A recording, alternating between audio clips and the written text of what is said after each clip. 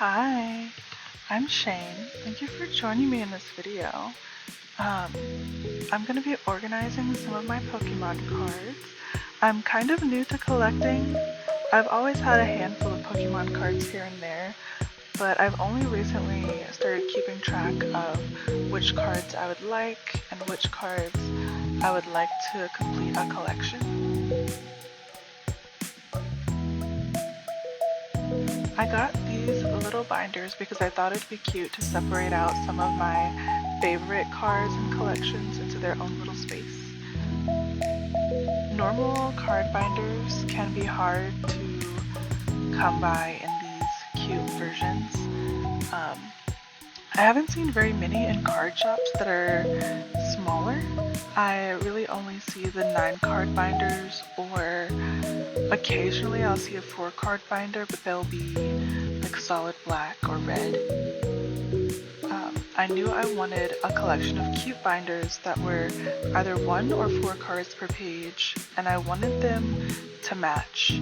I wanted to be able to get a lot of these little binders so that all of my cards will look nice on the shelf in their little books. I ended up having to search for K-pop photo card binders, and that's how I found these. There were a few others that are printed that I really liked, but I decided to go with these because I wanted to customize them. So that's what we'll be doing today. I'll be customizing the first page or the cover of all the binders and then putting in some of my favorite cards.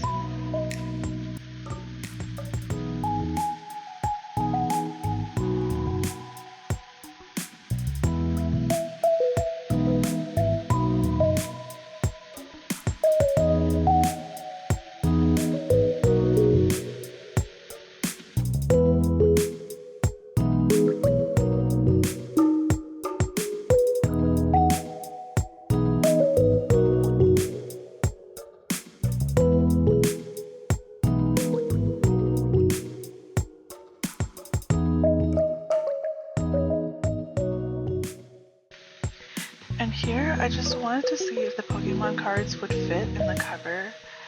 I knew I wanted to customize the cover even if they could, but they don't fit at all. So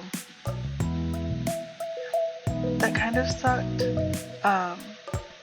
And honestly, as much as I think I'm going to enjoy these little binders, if you're the kind of person who wants your cards to stay in pristine condition and perfect quality, I don't know if these are the books for you. You kind of have to bend them a little bit to get them in, and once they're in, they're snug and they look really nice, and I loved it.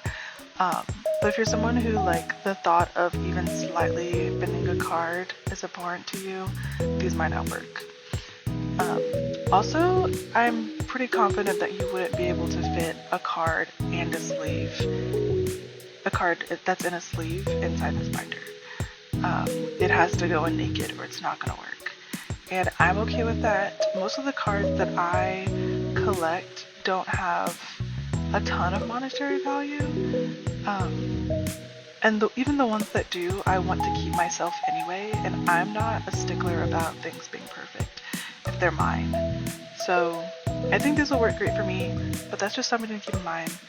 I believe these were about $22 for a pack of 10. And there are 5 colors. So there's yellow, white, black, pink, and blue.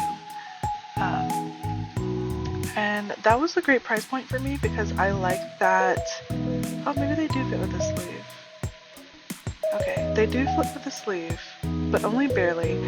And there are double-sided pockets. At this point in the video, I did not realize that there were double-sided pockets. I didn't realize there was a pocket on both sides of the page. But if I was to leave it in the sleeve and leave it in the pocket, I don't think I could fit 2 cards on both sides and still comfortably close it without, like, bending the cards in a weird way or causing a little bit of tension in the binder. So I do end up putting all of the cards in naked without sleeves. But most of the cards that I collect don't hold a ton of value, and like I said, once they're mine, I don't care.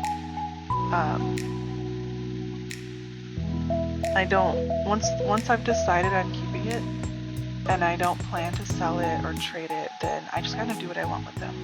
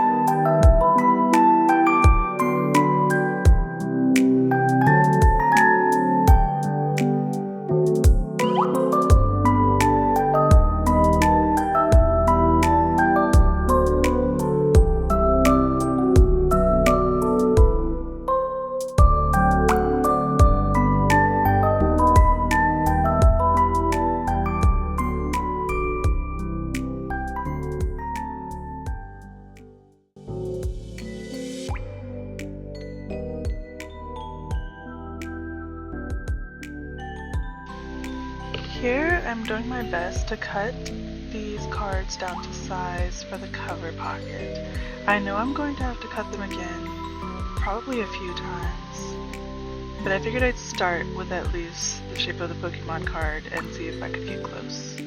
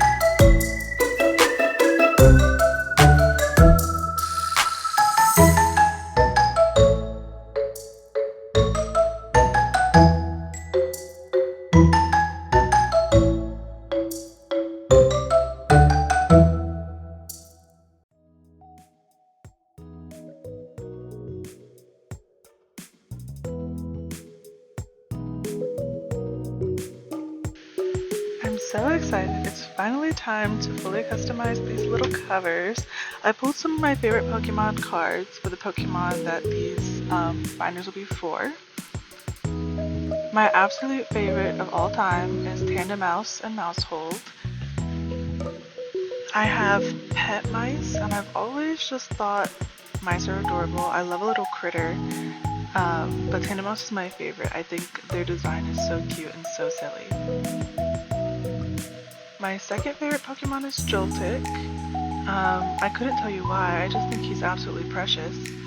And then I love Cubone. I love Cubone's story. Cubone was the first Pokemon that had a story that I heard that made me feel something. And ever since, Cubone has just been my favorite because he's just a little baby and I just want to take care of all of them. In this video, I do make a binder for Lickitung, which is one of my favorite Pokemon because my first Pokemon game was Pokemon Stadium. When I was 10 to 13, Pokemon Stadium was the only video game that I could play, and it was because it was the game that my babysitter had. My babysitter had Pokemon Stadium and Mario Party, and those were the only two games that we could play. And I played so much Pokemon Stadium and all the mini games, and the Lickitung mini game was probably my favorite. If you haven't played it, it's now, I believe it's available on Switch Online in their 64 section. And also Pokemon Stadium 2 there as well. I played that recently. I didn't play that when it came out, but I played it recently with my partner, and I'll have a video of that out soon as well.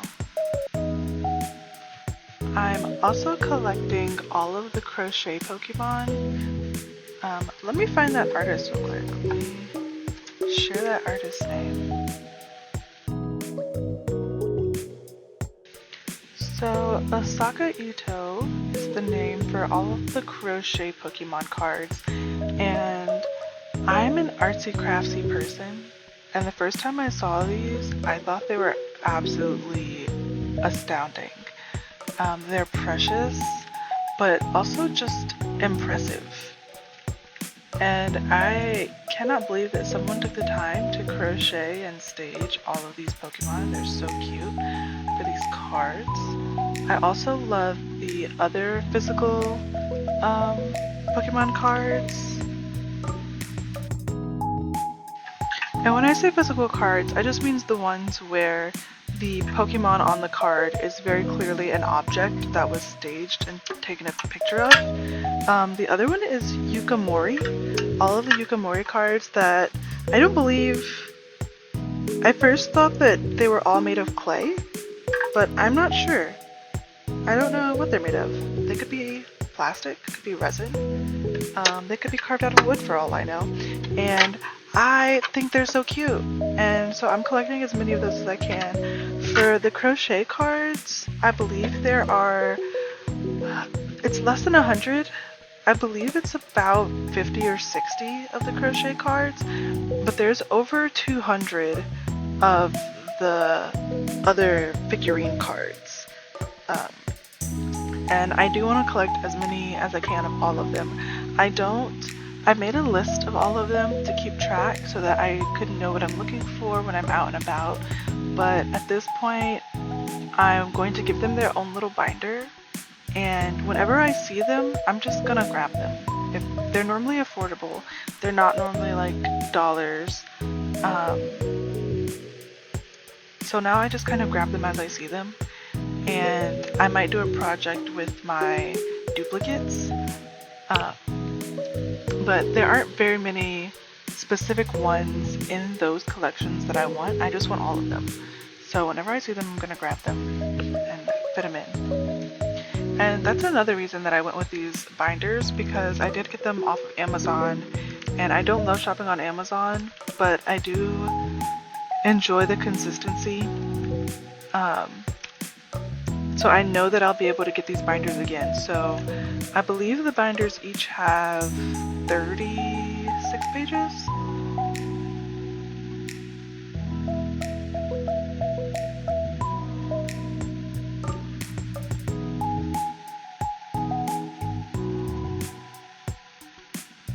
Yes, okay. Each binder has actually 20 pages, but they're double-sided. So each binder can fit about 40 cards. I don't know if when they get full, they'll be like hard to close and hard to shelve.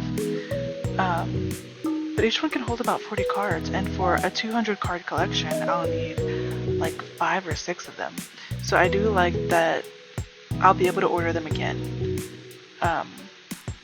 They'll be easy to find and they'll be affordable, because even with the full set of 5, it basically would cost me about $11 to have enough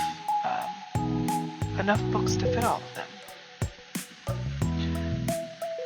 So to decorate these covers, I use tracing paper, and I traced the Pokemon off of a couple of the cards that I like for some of them.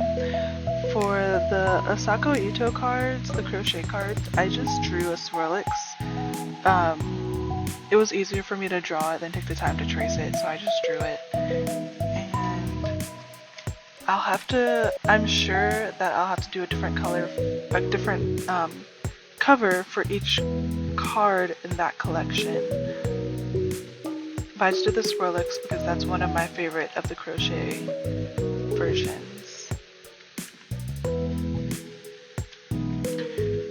So I use tracing paper, where you trace on one side and then you can flip it over to your paper and apply pressure to the back. And the easiest way to apply consistent pressure across all of it is just to color over the back.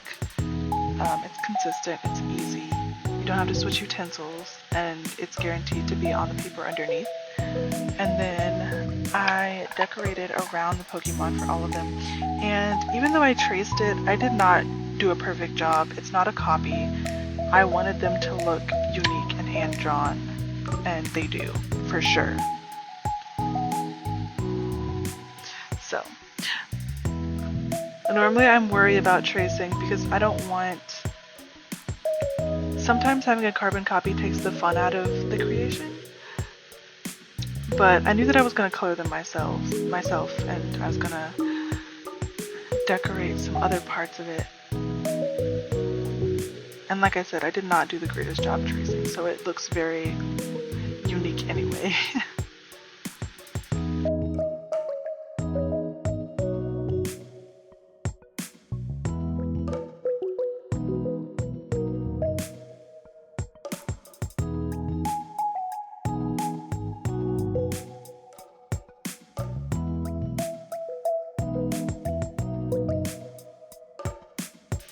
You know, I really appreciate that no one has asked about or complained about my desk being covered in scribbles yet. That's actually, I have a 3-year-old and he got a hold of a Sharpie and took it to my desk. And I know that I could probably wipe it all off with acetone or alcohol, but I actually love my child and I always want to encourage him to be artsy fartsy like me, so I decided to leave it. And I do love sitting at my desk and being reminded that he exists, as cheesy as that sounds. So yes, it's not on purpose, but it was left on purpose.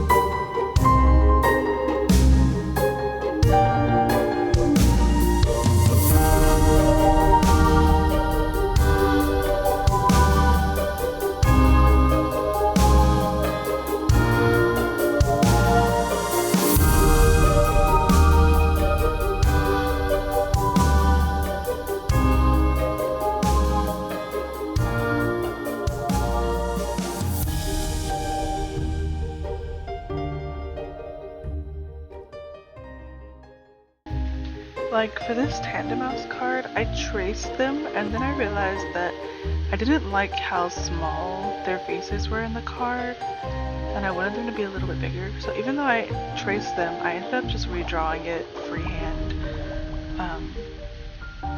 and just kind of using the tracing to decide where to position them.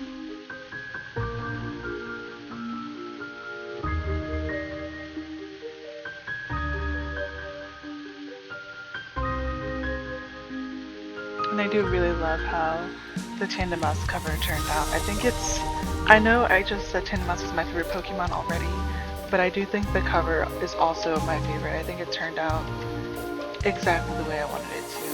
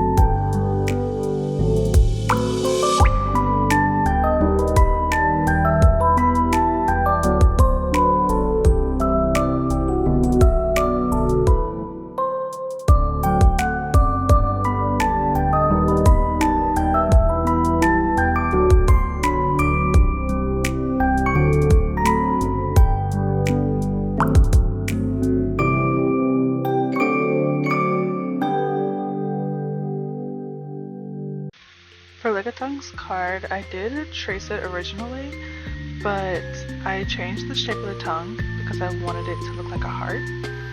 So I kind of changed that one up a little bit. I really like the way it turned out. I think it's very cute.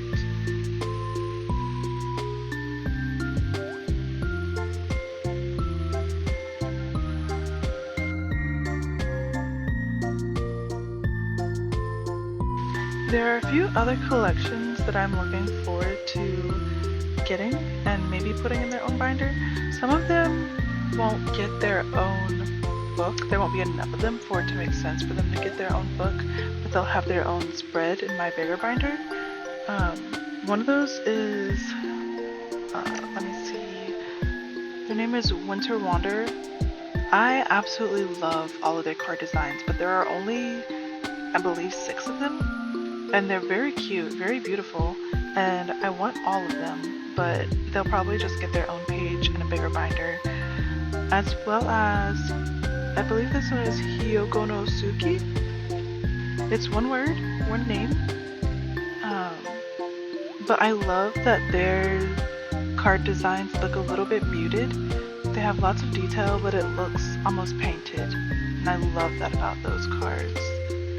There are also some other Pokemon that I collect, but they're not my favorite, and I think they look better in a spread where you can see all of them, rather than in a binder where you have to flip.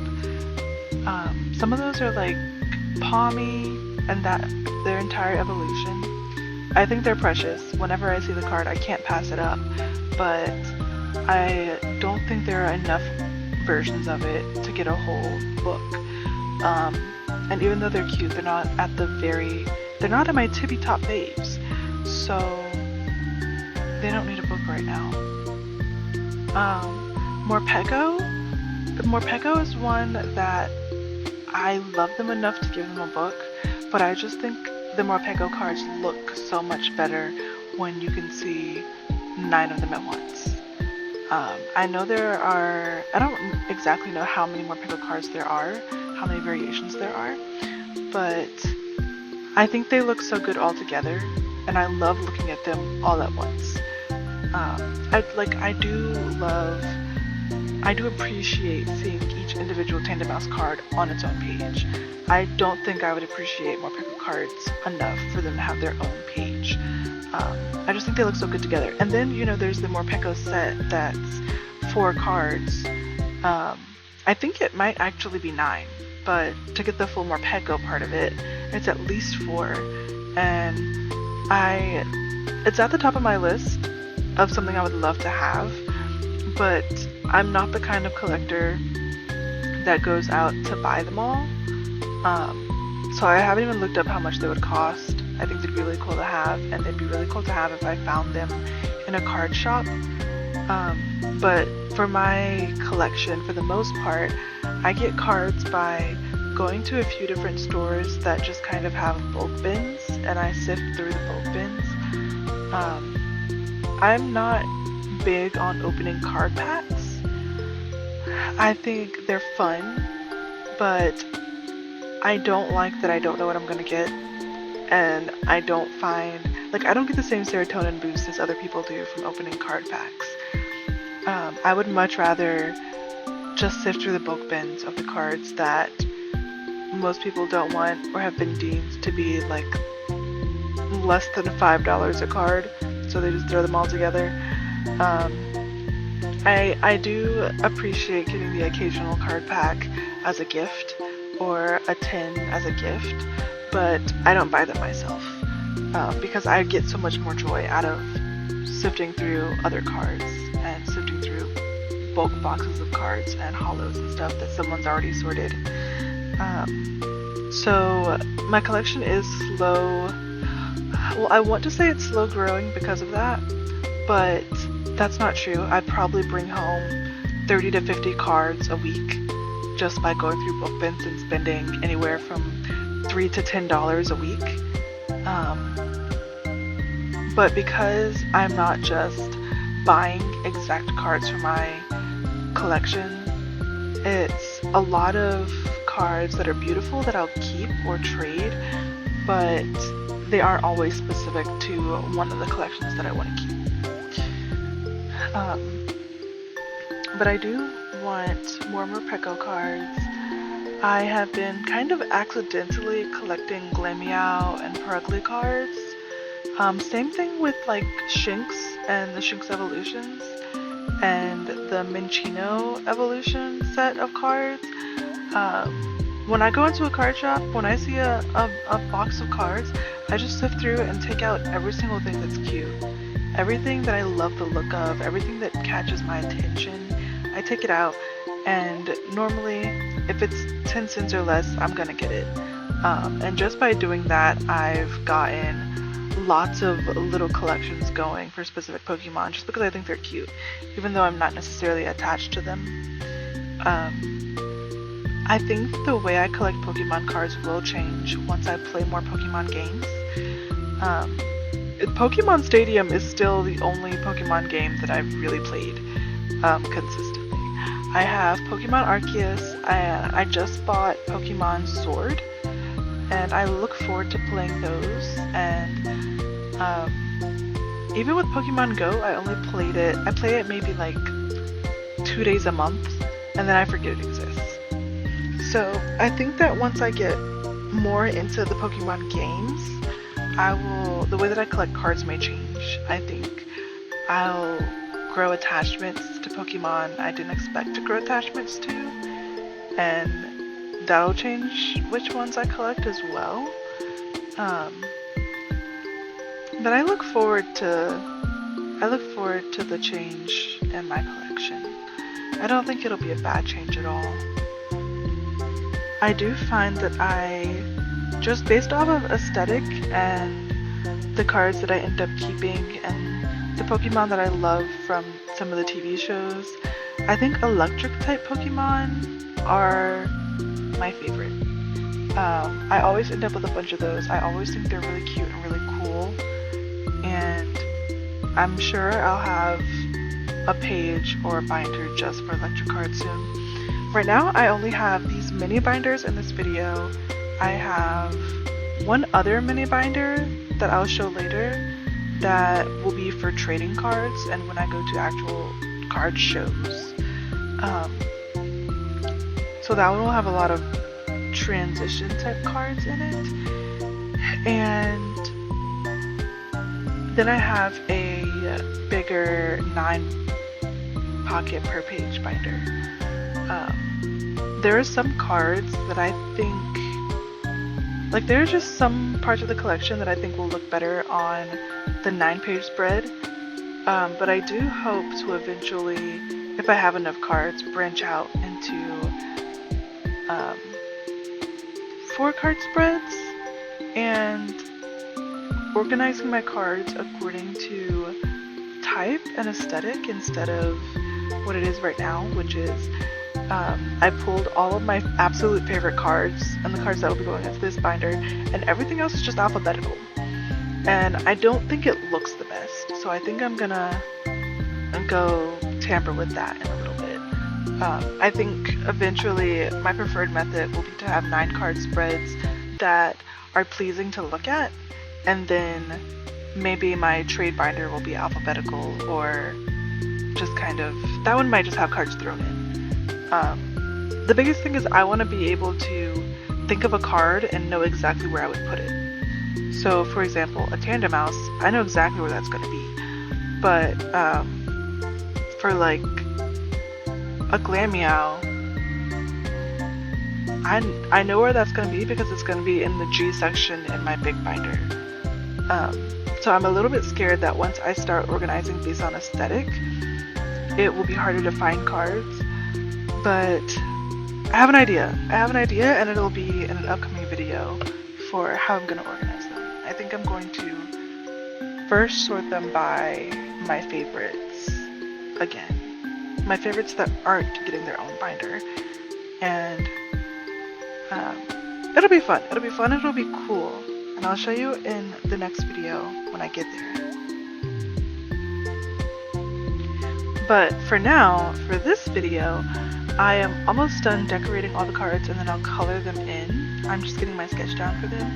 Cubone was one of the harder cards because I had an idea of what I wanted to do, but there wasn't another Pokemon card that had the exact pose that I wanted. So I kind of had to just go with the flow for this one. I traced 2 Cubones and then kind of decided how I wanted to place them on the card, and then I still had to go in and redraw some parts on and take some parts off and fiddle around with it. I am happy with how it turned out now, but it doesn't match the original idea that I had in my head, so I might change that one up later. I do love that about these, that whenever I get bored of them, I can just change them up. Another thing that I can come from the future to tell you guys is there is the black binder. Well, first of all, the outside of all these is like a soft rubber squishy plastic,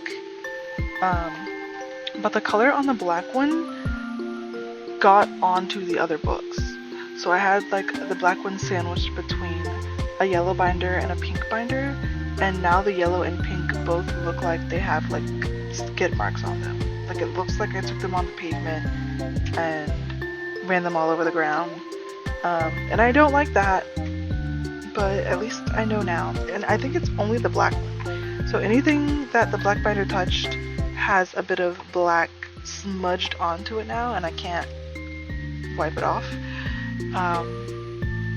I'm hoping that a magic eraser will fix that, and in the meantime I'll just make sure I'm aware of where this binder is, and I won't put it between other colors. I'll put it like to one side with maybe the one that's already been tainted touching it.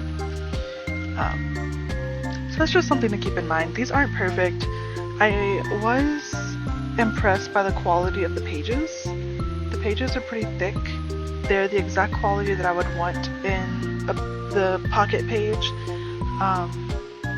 The other binder that I got that I'm using for trades is the pages are thinner. It is an actual binder, so these don't have rings. These smaller books don't have rings, but the other one I got does. It has rings, so I can add pages in, but I don't know where I would find like individual card sleeve pages like that aside from Amazon, and I'm not like hard pressed to add pages to it. I think it comes with enough pages that once it's full, the binder will be full, and I won't really have space to add pages anyway. But they're very thin, and that was the trouble that I was having trying to find card binders, is that I feel like my options are to get good quality but solid, boring colors. Like, I am a colorful person. I like many colors, and every time I go to a card shop, it seems like I have like 3 color options, and normally it's like black, maybe green, and a blue. I did go to one shop that had pink and green as well, or like a purple as well. Like, they had many colors, but the binders were about I think they were a little bit over 20 each. And as much as I wanted to support my local card shop, a very similar size was on Amazon with more sleeves for less. And I didn't buy either. I did buy these little binders, but they're for a completely different purpose. So I've just kind of been waiting until I find another 9 sleeve per page book that feels decent quality. But that's been my fear with shopping online, is that many of the cuter binders, their pages are really thin. I wouldn't feel comfortable actually leaving sleeved cards in them. Or I'd have to sleeve them before I could put them in the pockets. And I probably wouldn't be able to actually double side them the way that they say I should be able to. So that's been a struggle. Which is why I ended up with these K-pop binders. And obviously they're just little photo albums that fit any 2.5 by 3.5 inch card.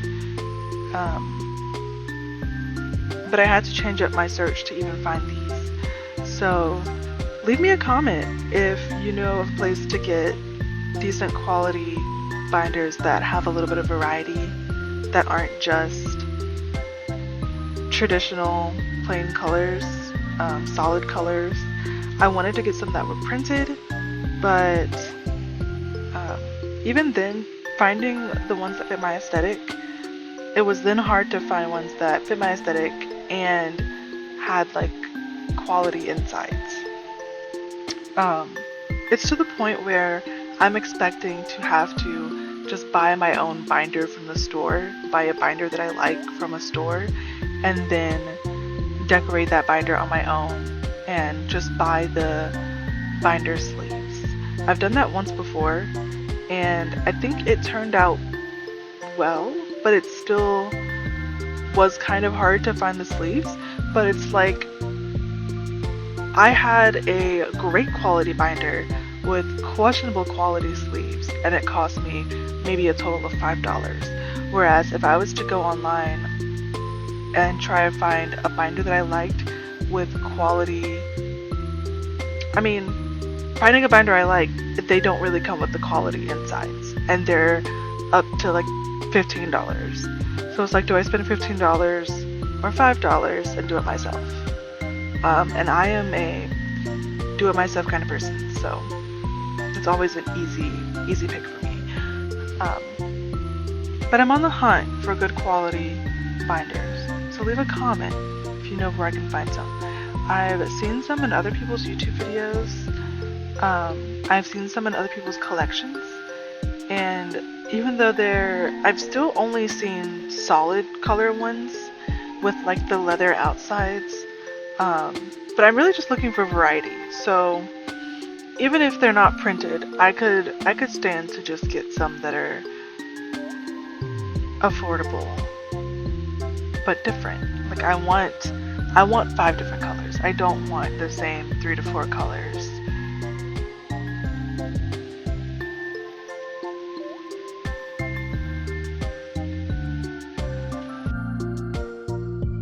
Okay, rant over.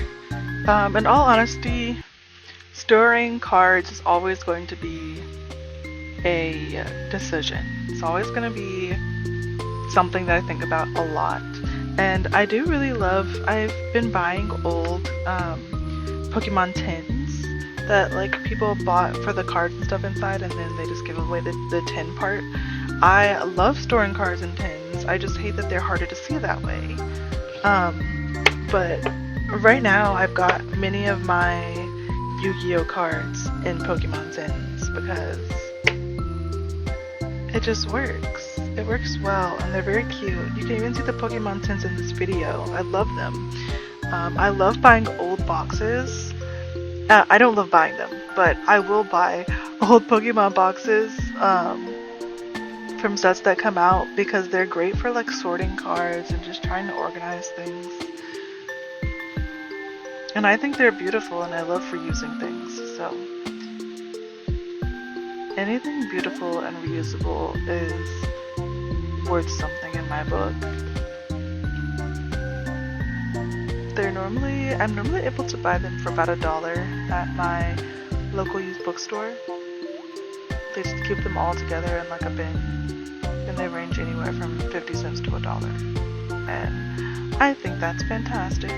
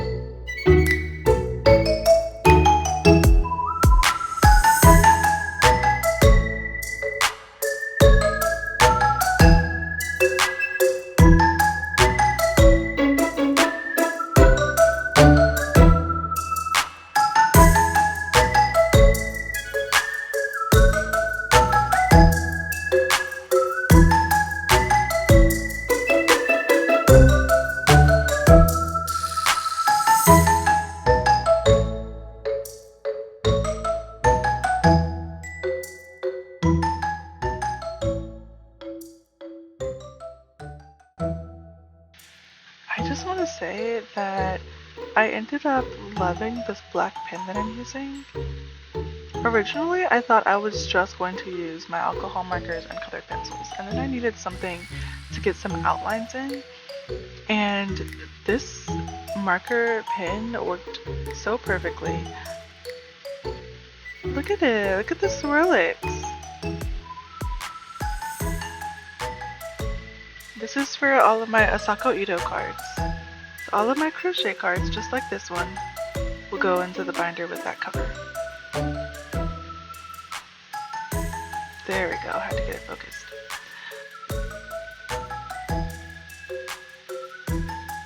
I'm still figuring out lighting at this desk. I feel like I figured out how to appropriately light the desk, but almost all of my lights are in front of me, so trying to get things to look bright for the camera is really hard because it's in front of all the light for the most part.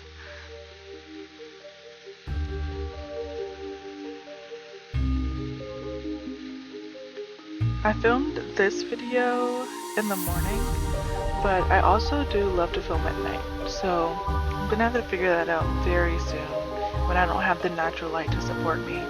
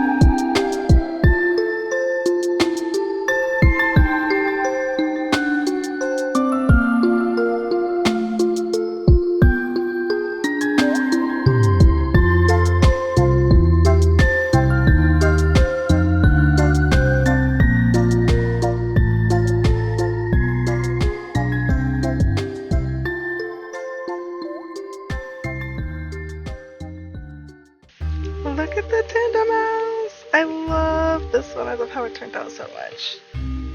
Isn't it so cute? Yeah, the eyes did need to be bigger. There you go. Now they're more visible, more obvious.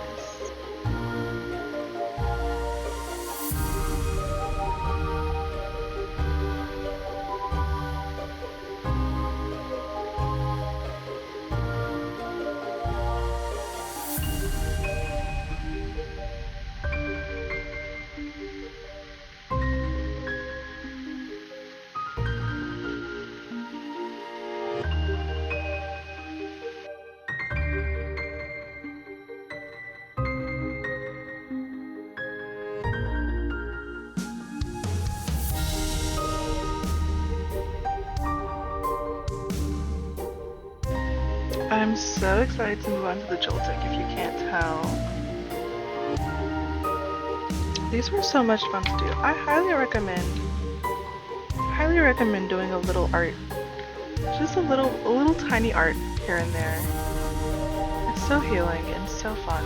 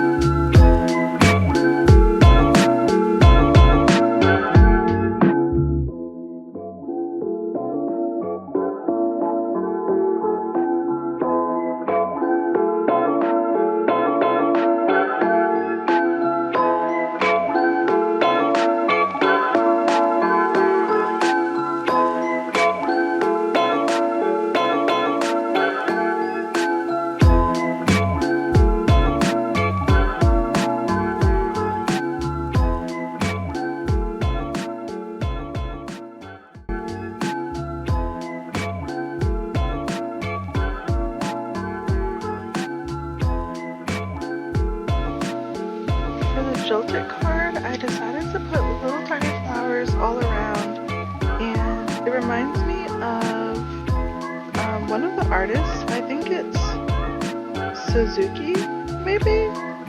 I'm sure there are a few artists actually, but I just love all the Pokemon cards where the Pokemon is like in a meadow, like a field of grass, flowers.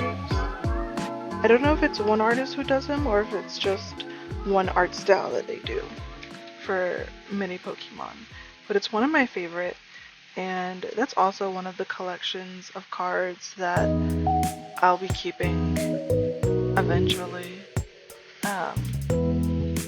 I love the ones where the Pokemon are in the meadow, and I also love the ones where they're like in a town. Not the ones that look hyper realistic. They still have like a grainy art style to them, but they're like just hoping their people out in town or something. I believe there's an alchemy where you can tell that it's in a shop or outside of a restaurant or something. I love those as well, and they're normally full art. So I like to collect those when I can. They obviously are harder to come by because they're worth a bit more. I know full art cards are really popular, even if the Pokemon on them are not. So look at the Joltik! Isn't it so cute? I love it so much. Like I said, I just love a little critter. I have so many little critters in my life too. I'm a pet person. But I was saying, full art cards can be harder to come by, so I expect to get those when I go to card shows or trading events. That's what I'm going to focus on, trying to get those over just like the bulk cards that I like. I have many ways to access bulk cards, and I know that there are other people who don't have as easy access to them. So I like to collect all the ones that I think are cute or interesting, and then if I don't want to keep them, I'm gonna keep them in a separate place. Not to say I don't want to keep them, because I'll still cherish them, but if I'm willing to trade them, I think I'm gonna keep them separate from my actual collection. I'm also going to keep a few duplicates and a few just like interesting ones for getting them signed. While I'm collecting Pokemon cards, I just think it'd be really cute if I had my friends sign them for me. So I've been kind of collecting them, and every so often, I asked someone to send me one that they just like customize, sign, doodle on. I'm that kind of sentimental person where I'm gonna force everyone to make me a little art. I don't care who you are. If I like you, I'm gonna convince you to make me a little art to keep, to cherish, and remember you by when we're not together. And I have so many long distance friends that I'm like, I want you to make me a little art that I can put on my wall. That's just like a little bit of you in my home. And I have been collecting some cards that I wouldn't normally keep for that purpose exactly, because I want them to doodle all over it, and I want it to be special, and I want to put it on my wall.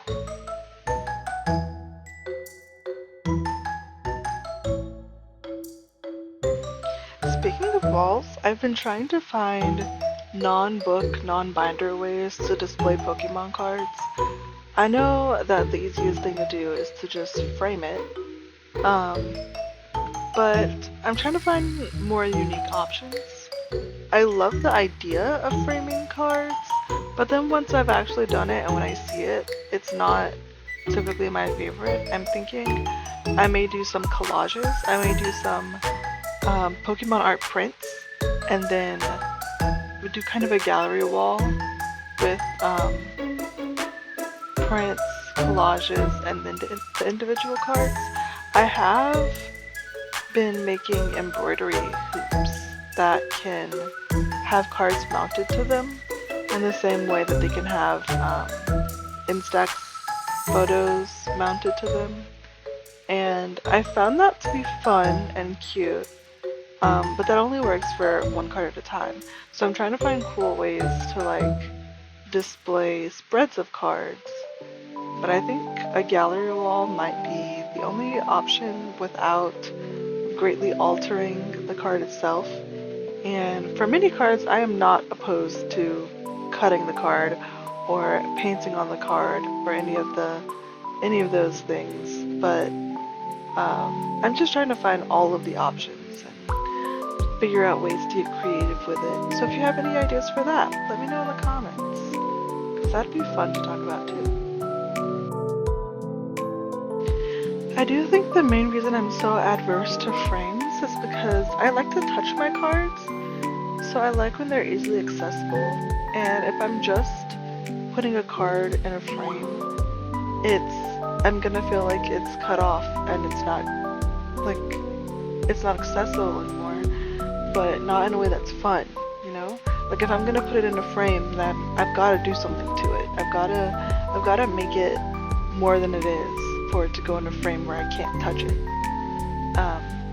So I'm really trying to find ways to have the aesthetic of a frame, but maybe it kind of be outside of glass. I've been playing around with card sleeves and trying to figure out the extent of what I can do with those. With the embroidery hoop, it's really easy to stitch the space for a card sleeve and just swap the card out. And I love that. I love that I can walk down the hallway and just touch the card and take it out and put a new one in. I want my home to be as interactive as it can be. While I do love gallery walls, I love them more when they're easily interacted with and easily adjusted. Which is why I have a box full of art prints that I haven't put up, because I haven't quite figured out how. And I have a habit of wanting to be able to move things around easily. And frames are beautiful, but they don't allow for easy movement. And I've seen some people who do frames and then will not use the glass and will simply put the frame on the wall and then use thumbtacks or clothespins or command strips or other things to mount things inside the frame, but in a way that you can still touch them. So I'm also thinking about doing something like that. I'm also... Look at it! Look at the Cubone! I couldn't figure out... It took me a long time to decide how I was going to fill the heart, but I like the stars that I put. But I was going to say, I've seen lots of paper crafts and light boxes done with paper, and I'm thinking of doing something similar for Pokemon cards that I have many duplicates of, just to kind of add dimension and intrigue. But I haven't actually tried that yet, and I feel like I would need 3 copies of a card that I'm willing to cut up in order for it to work, and I haven't gotten that far yet for most cards. I've got a couple of duplicates, but I don't have many of my favorites where I have 3 or more of the card, so I'm gonna have to wait a bit on that one, I think.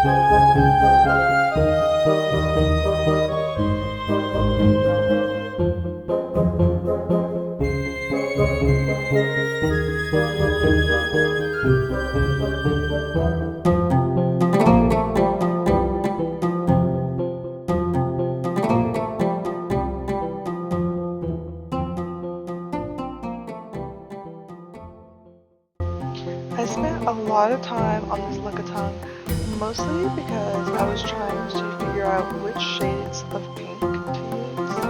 It took me a long time to decide on the proper color palette without anything clashing.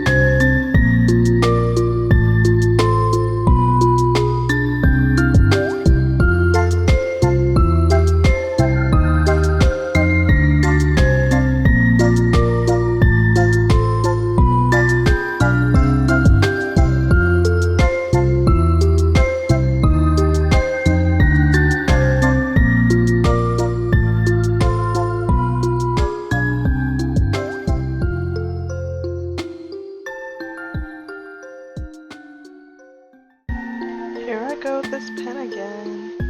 I did really love this pin. I'm going to look it up and see if they have it in different colors.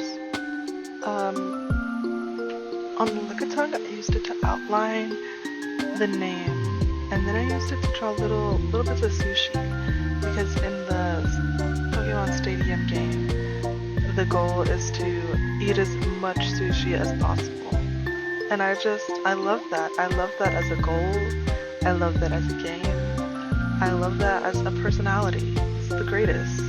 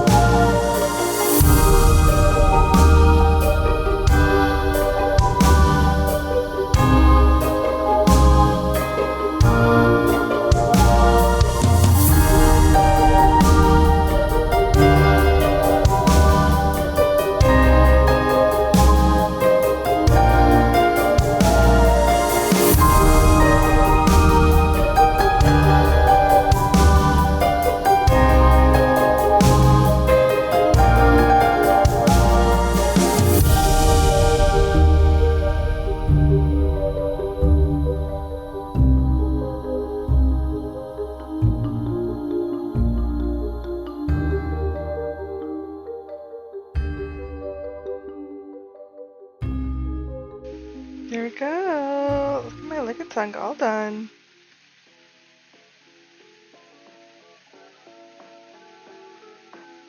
I believe that's all of them. I think Lickitung was the last one I did.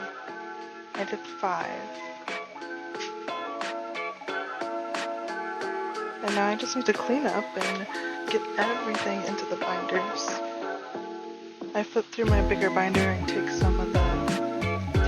most of the cards that I'm gonna put into these out.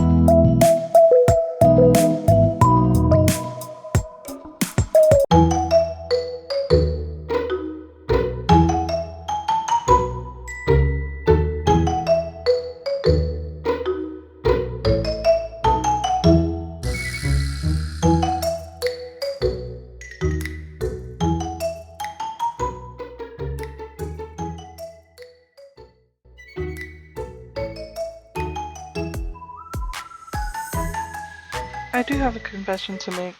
I see that pile of hearts and chains in the video, and I wanted to keep the chains because those are going to be really good for when I make the keychains to go with these binders.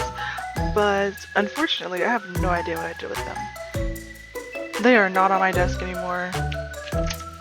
I'm sure I tidied up at some point and put them somewhere that I thought was safe, but I don't know where I thought was safe because they're just not here. So, fun fact. But look at how cute they turned out.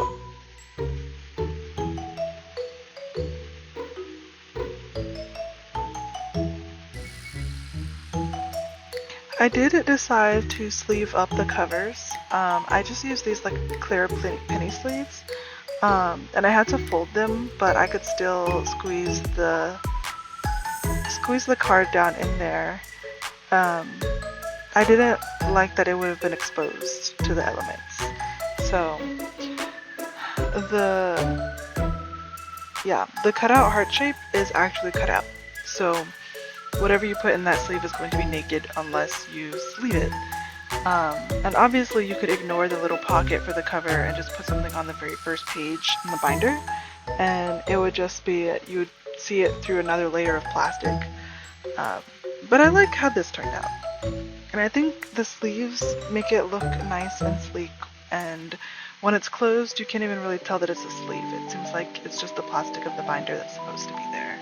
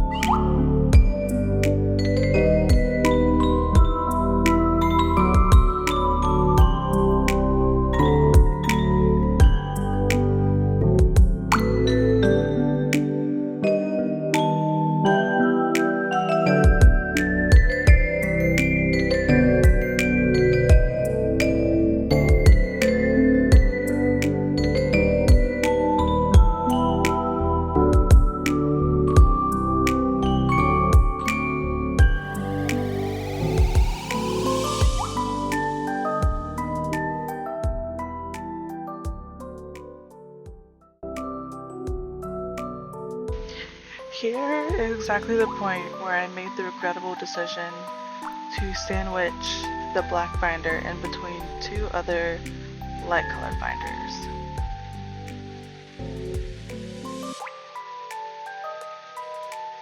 Don't do that. If you get these binders and you do something like this, don't put the black one in between other colors.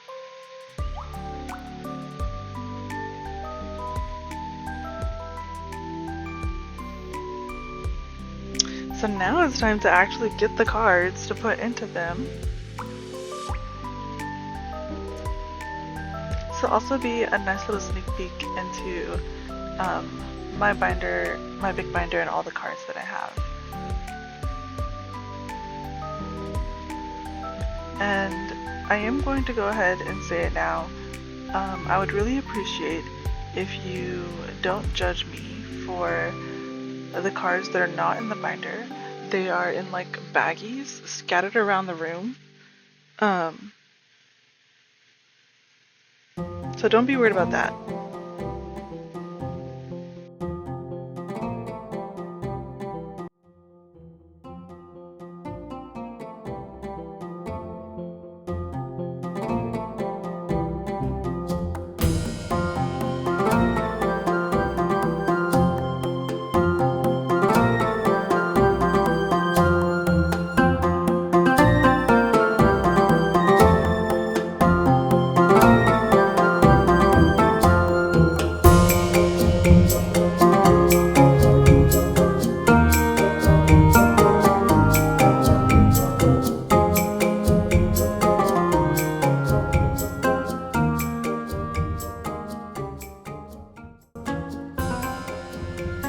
I also have a lot of Fuecoco for someone who, he's not my favorite. I just ended up with a lot of Fuecoco cards by accident.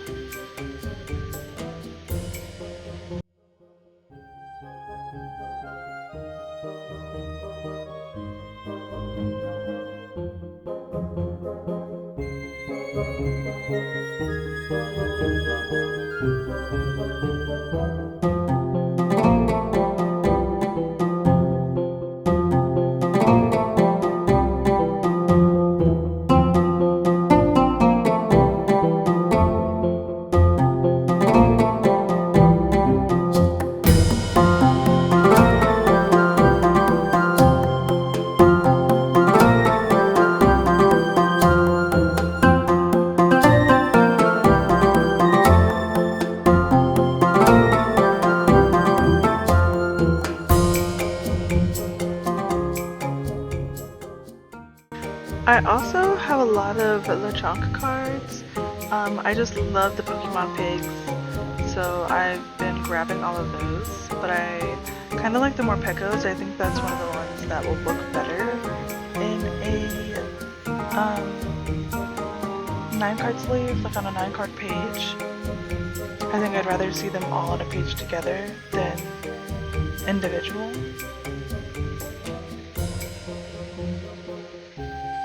And I kind of have a lot of these spreads where I have 6 of the same cards or 6 of the same Pokemon, and so I can put them in a line across the binder, and I love that.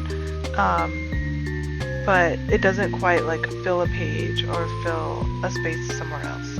So those will probably I'll probably stick to keeping those in a line until I have more than 6, and then I'll decide if I like it enough to give it its own book or if it just needs its own page, and go from there.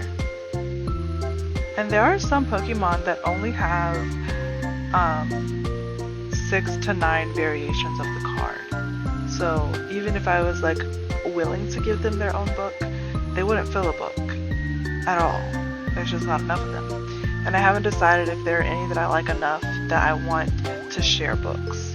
I do think I might end up having a book that's just dog Pokemon. There are so many Pokemon that just look like dogs, and they're not like my favorite. I prefer the cats a little bit more than the dogs. I prefer the critters more than the cats. So if you're keeping track, my order of interest is critter, cat, dog. But I do think I might end up keeping a cat and a dog binder. And here are some of the cards I was talking about where they're just in a tin. And the tin is a mixture of cards that are mine and cards that are my partner's. My partner collects One Piece cards and a couple other anime cards, and we both collect Yu-Gi-Oh cards, but I keep my Yu-Gi-Oh cards in very specific boxes. But whenever we get a lot of cards all at once, they just kind of all end up together, and then I have to sort through and organize them. So that's what's happening here. I'm taking out my partner's cards and I'm showing them to you, and then I'm going to organize them into their own box, just by type, not by anything else. It'll just be a box of, I just keep a box on my desk for whenever I end up with a handful of their cards, and I'm just organizing it by anime, Yu-Gi-Oh, Pokemon, and is there another one? Pokemon, Yu-Gi-Oh, and yeah, I think it's just those 3. And it has little dividers, so it'll just have those 3 sections for cards. I do love Jujutsu Kaisen though. We're sharing those cards, the Jujutsu Kaisen. And I do apologize for not opening the pack so that you can see which ones are in there. They're not the most beautiful to me. As far as anime cards go, they're fun to have, but if you haven't seen the show, they're not like very exciting to look at. Oh, that was the other card, Magic the Gathering. I don't play, and my partner wants to play but doesn't right now. But typically those cards are so beautiful that if we come across them, we do end up keeping a few. buying a few just because of how beautiful they are.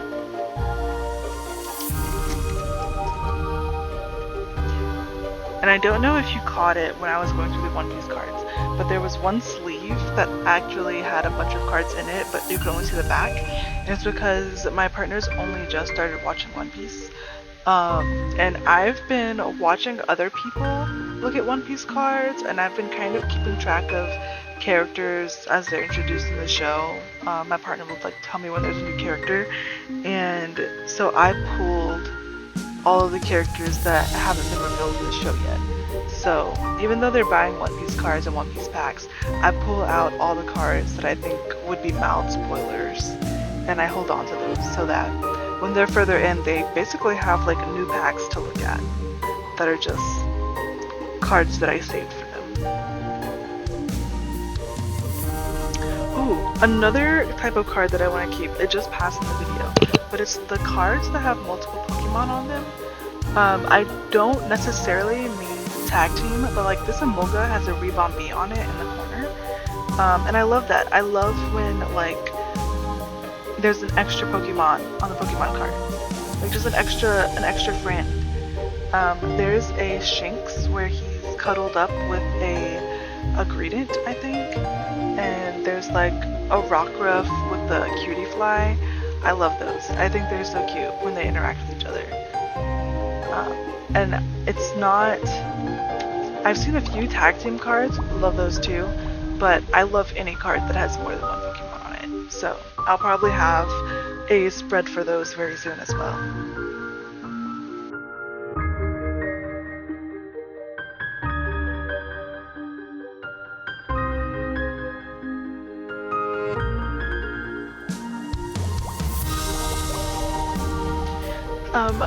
So as I've been collecting cards, I definitely have found my favorites just based on how they look. And one of those is, I believe it's Dino. He looks like a little emo dinosaur, and I'm obsessed. And I've been thinking about getting Pokemon Scarlet or Pokemon Violet soon, and I am torn.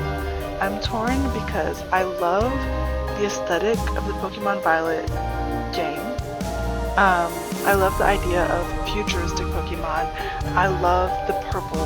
I love the Pokemon that you're given that you ride around on. I love the way that looks more than I love the Scarlet. I don't like the color red. I find the color red to be jarring and overstimulating, but Dino is only in Pokemon Scarlet.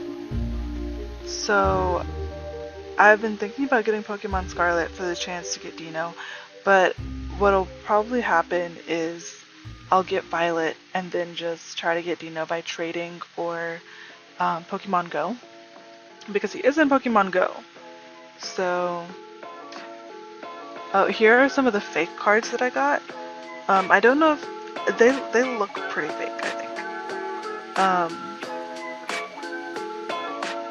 I'm not super familiar with the older Pokemon cards, so these might look like older cards, but they look very washed out. They feel fake. They feel like someone laminated them. They feel like someone laminated them with packing tape. So, but I actually love that. I love getting fake cards. I have an entire page of fake Yu-Gi-Oh cards, and I want to have a full page of fake Pokemon cards as well. So if you find some fake cards, send them to me. Just send them my way. I will even, for cards that are pretty enough, I will buy fake cards. I just think they're so silly. I think they're so fun. I think it's so fun that someone tried to make a card.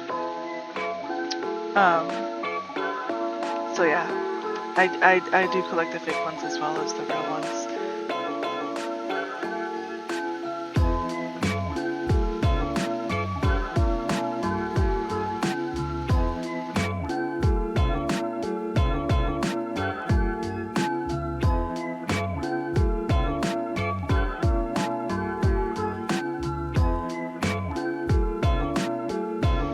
I do apologize for not being better at getting the cards a little bit closer to the camera so that you can see all of them.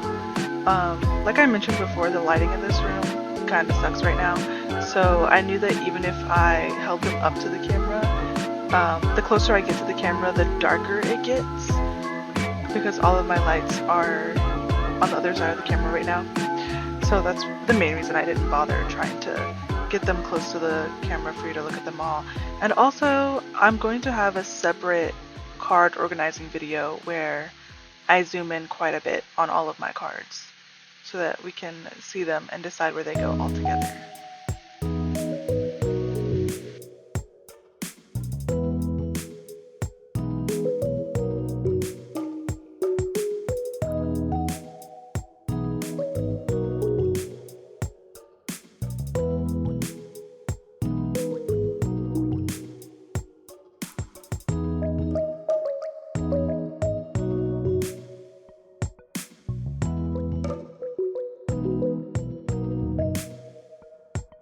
So now that tin only has all of my clay cards in it. The tin with the, what's it called? It's not Morpeko. Hold on, let me look at the Mimikyu. Gosh, that was so embarrassing. Anyways, that's gonna hold all of my Yukamori cards until I design a binder cover for the Yukamori cards that are like the clay looking figurines.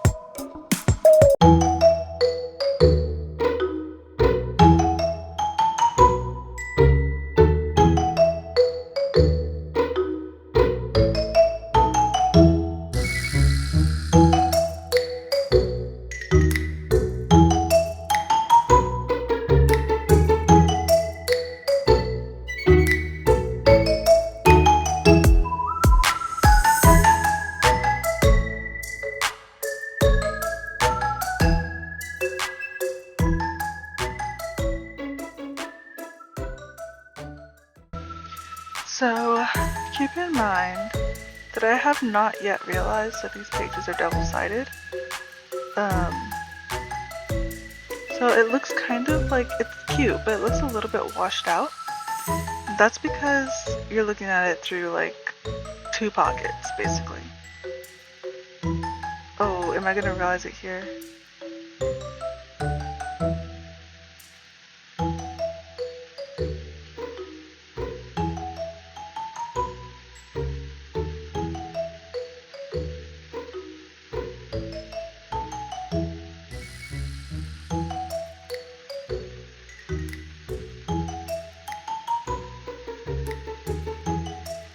Yes, there you go.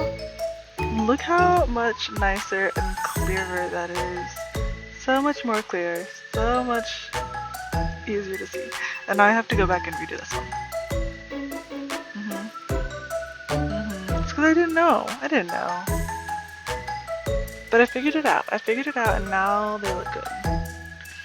But yeah, like I said earlier, because of the way you have to get them in and out, it looks pretty, not looks, it can damage your cards if you're not careful. So I'm probably never going to take a card to get it graded or send a card off to be graded. But if you're someone who just doesn't want anything to go wrong with your cards, especially if you're not going to get them graded for protection, I don't know if this is the best option.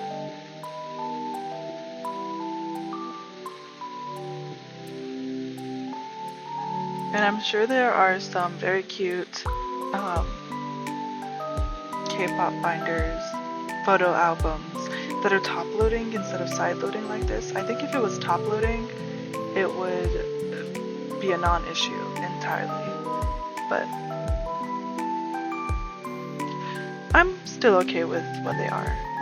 I would still buy these again if I needed to. I'm hoping I don't have to. I'm very much hoping that I'll be able to find a small business or a better business than Amazon to find books like these.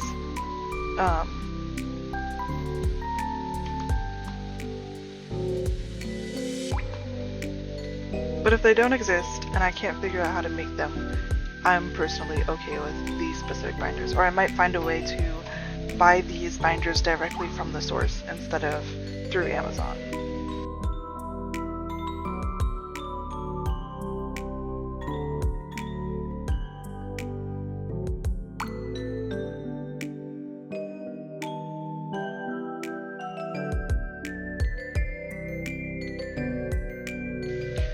For my collection, I have a few duplicates of cards, and I'm okay with that for certain Pokemon. For Tandem Mouse, I have decided that I will probably take home every single Tandem Mouse I see. But for most of my cards that are going in their own little book, I plan to have pages like this, where I have a normal card and a holo version, and I'm not going to replace my normal with the holo. So if I have both, I want to have both.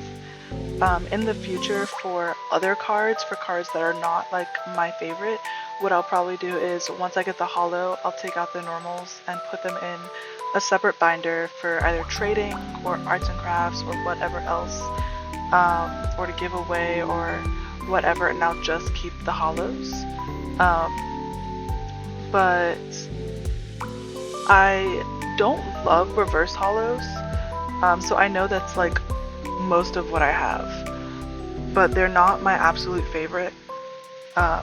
So for some of them, I'm going to keep the reverse holo, but then when I get a regular holo, I'll just swap out for I'll give away the reverse.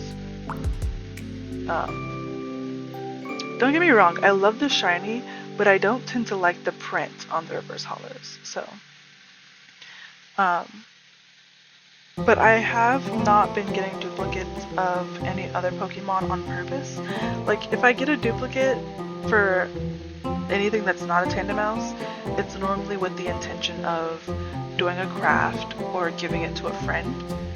I have enough friends that love cute Pokemon that I don't mind grabbing duplicates, especially when they're like 10 cents or less, and otherwise they're just going to be sitting in a box somewhere.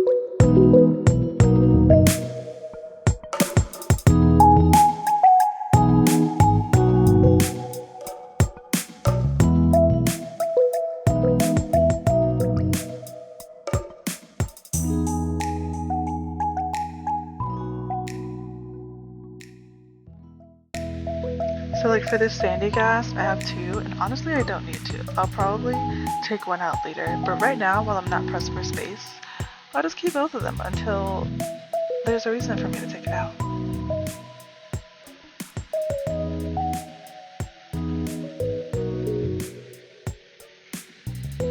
But that is all of them. Thank you so much for watching this video and watching this little journey of my card organization. I'll see you in the next one.